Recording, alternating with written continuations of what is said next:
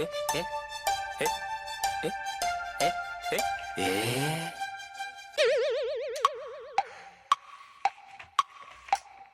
Halo semuanya,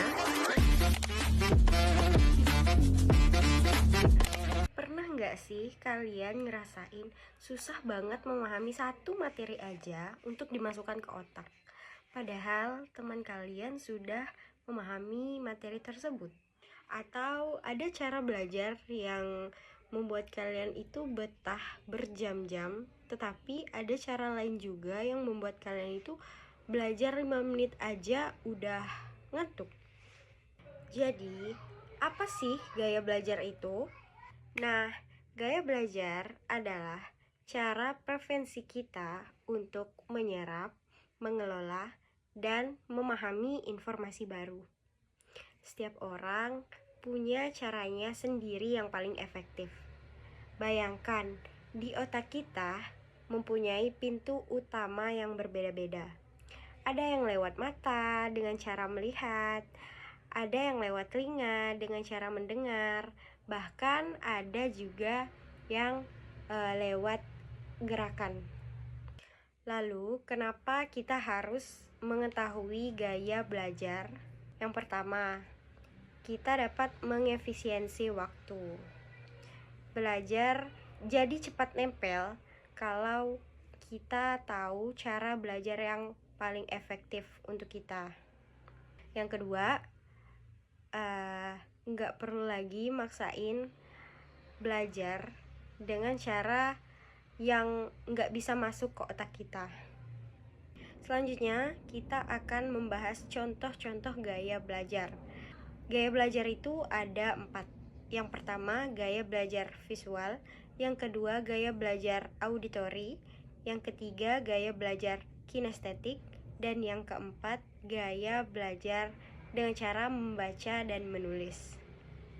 Pertama, kita akan membahas gaya belajar visual atau yang biasa disebut belajar dengan cara melihat. Ciri khasnya itu suka gambar, warna, diagram, dan tampilan yang menarik dan rapi.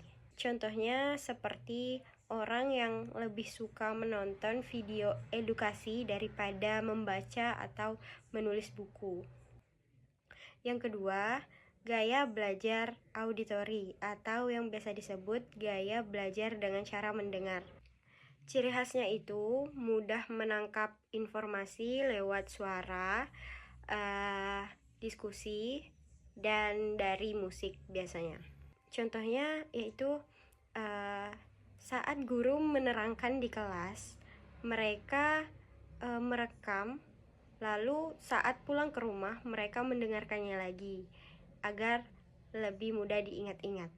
Selanjutnya, yang ketiga yaitu gaya belajar kinestetik atau yang biasa disebut belajar dengan cara bergerak dan menyentuh langsung. Ciri khasnya yaitu harus aktif bergerak dan praktik langsung.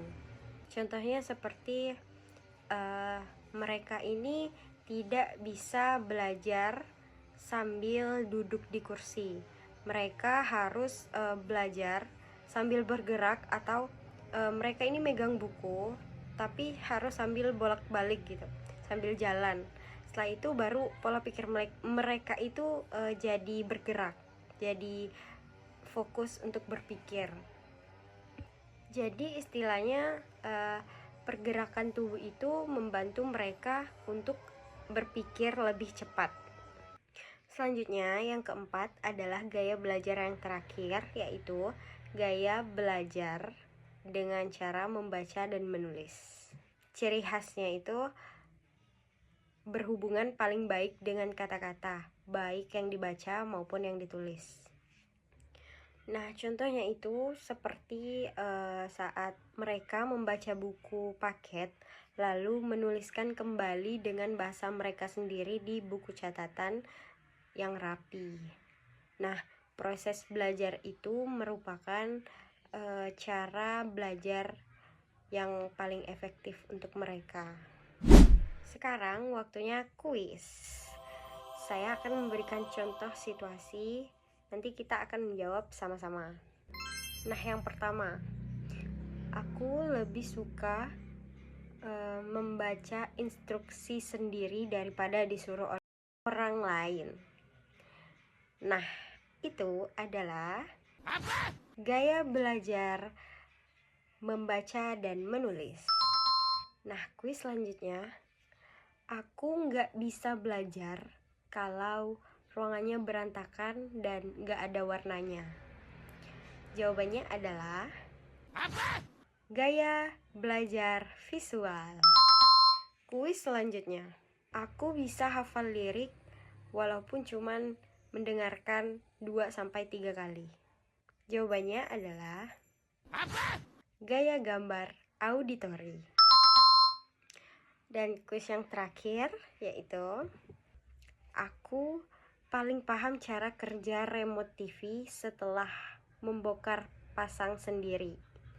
Jawabannya adalah gaya belajar kinestetik. Yang perlu diingat, kita punya semua kombinasi gaya belajar ini. Hanya saja ada yang dominan. Kunci suksesnya adalah bisa mengkombinasikannya. Contohnya, kamu adalah seorang visual yang dominan. Kamu bisa membuat mind map. Setelah itu, kamu jelaskan ke temanmu sambil menambahkan notes di sticky note.